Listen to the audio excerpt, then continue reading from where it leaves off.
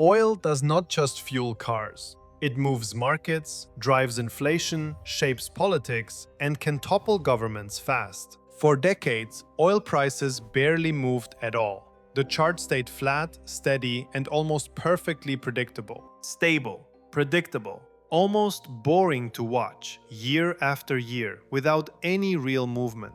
Then, in the 1970s, everything changed. Prices surged upward and the calm disappeared almost overnight. Within a single decade, oil prices multiplied several times over, reshaping economies and shaking financial systems worldwide. Economies slowed down, inflation accelerated sharply, and political alliances across the world began to shift. To understand this shift in global power, we need to go back and look at a powerful oil group known as the Seven Sisters. BP, ExxonMobil, and Royal Dutch Shell were dominant oil giants that shaped global supply for decades. Chevron, Texaco, Gulf Oil, and Mobil completed the powerful group that dominated global oil production for decades. At their peak, these seven companies controlled nearly 75% of global oil production and shaped prices worldwide. They did not just extract oil.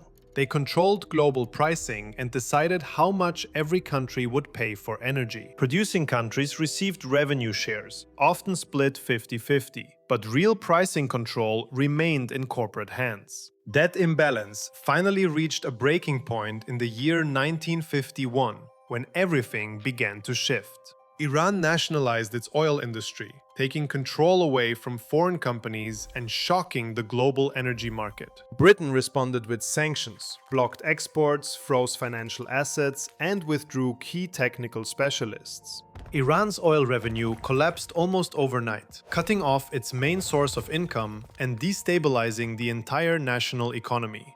In 1953, foreign intelligence backed a coup that removed the Iranian prime minister and reshaped the country's political future. In that moment, oil stopped being just a commodity and became a powerful geopolitical weapon in global politics. Despite the political chaos and regime change, global oil prices barely moved and remained almost completely stable. The Seven Sisters operated like a tightly coordinated cartel that quietly managed supply and stabilized prices worldwide. If they pushed prices too high, consumers would search for alternatives and gradually reduce their dependence on oil. If they kept prices stable instead, profits could remain strong and predictable for decades without disrupting the market. That carefully maintained stability ended when a new and powerful source of oil supply entered the global market. The Soviet Union sharply increased its oil exports, sending millions of additional barrels into global markets each day.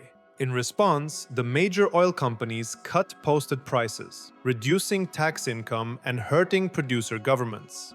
As a result, oil-producing countries saw their national revenues shrink rapidly and their government budgets come under serious financial pressure. In 1960, 5 major oil-producing nations came together to form a new alliance that would change the market. They called it the Organization of Petroleum Exporting Countries, or simply OPEC, a new alliance of oil producers.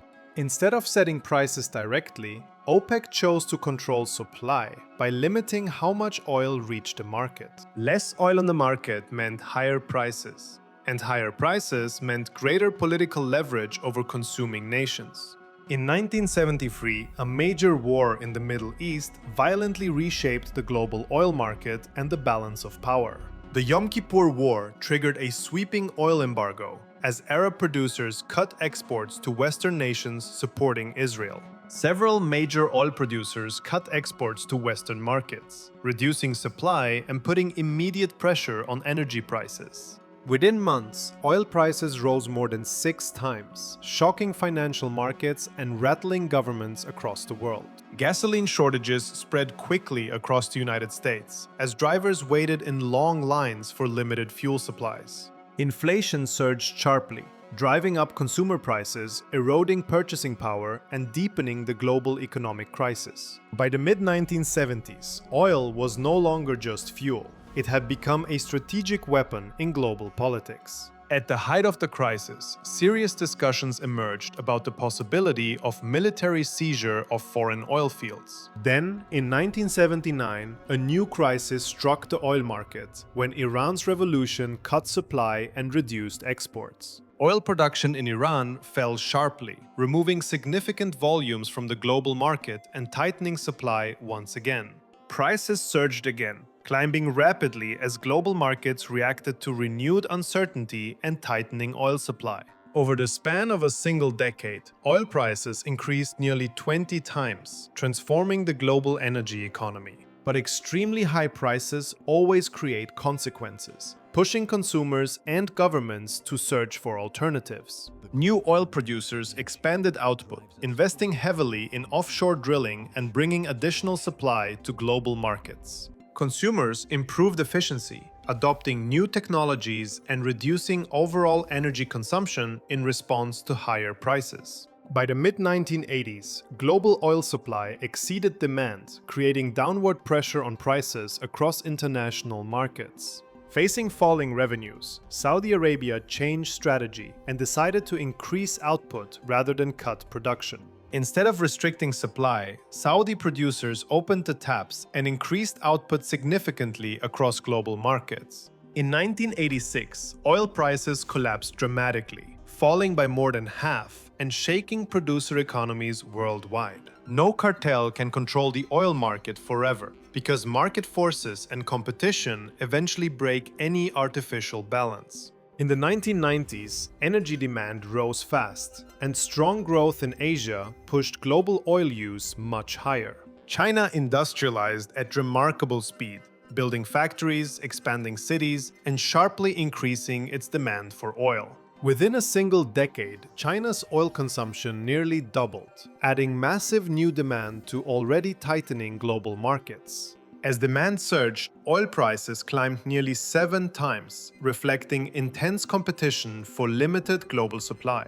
This surge was driven not by war or conflict, but by sustained economic expansion and the rapid growth of global trade networks. High oil prices triggered innovation, pushing companies to invest in new technologies and explore alternative extraction methods. In the United States, companies expanded shale drilling, unlocking vast new reserves through horizontal drilling and hydraulic fracturing. By the mid-2010s, US oil output rivaled that of Saudi Arabia, dramatically reshaping the global balance of energy supply. In 2014, oil prices fell by nearly half, as rising supply once again overwhelmed global demand. The oil market moved in cycles once again, proving that no period of dominance or control can last forever. Even a small disruption in global oil supply can trigger dramatic price spikes across international energy markets. At the same time, even a modest surplus can push prices down sharply and destabilize oil-dependent economies. This extreme volatility magnifies political power, turning oil producers into influential players on the global stage. Oil revenues fund governments, paying for public services, roads, schools, and other core state functions. National budgets often rely heavily on projected oil prices, leaving governments exposed to sudden and unpredictable swings in the market. Every attempt to dominate oil supply creates a counterforce, as markets and competitors respond to restore balance. When prices rise sharply, new producers enter the market and expand drilling activity to capture higher profits. Periods of scarcity drive innovation, accelerating investment in efficiency, alternative energy, and new technologies. Over time, any attempt to control the oil market begins to erode as new forces gradually change the balance of power. The global energy transition may gradually weaken oil's political leverage by reducing long-term dependence on fossil fuels. Oil is more than a commodity. It is leverage in the global system. And leverage, by its nature, never lasts forever. That cycle of crisis and response is playing out again right now, with oil prices surging past $100. In February 2026, the United States and Israel launched coordinated airstrikes on targets inside Iran. Iran responded by threatening to shut down the Strait of Hormuz, a passage carrying 20% of global oil.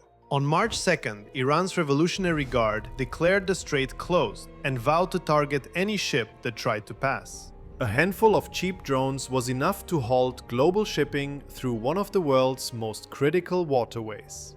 Insurers pulled coverage almost overnight, and major shipping companies around the world refused to risk the passage. Within just days, Brent crude surged from around $65 to over $100, the fastest price spike in decades. At its peak, oil briefly touched $126 a barrel, a level not seen since 2022. Global oil supply dropped by 8 million barrels per day, the largest single disruption since the 1970s.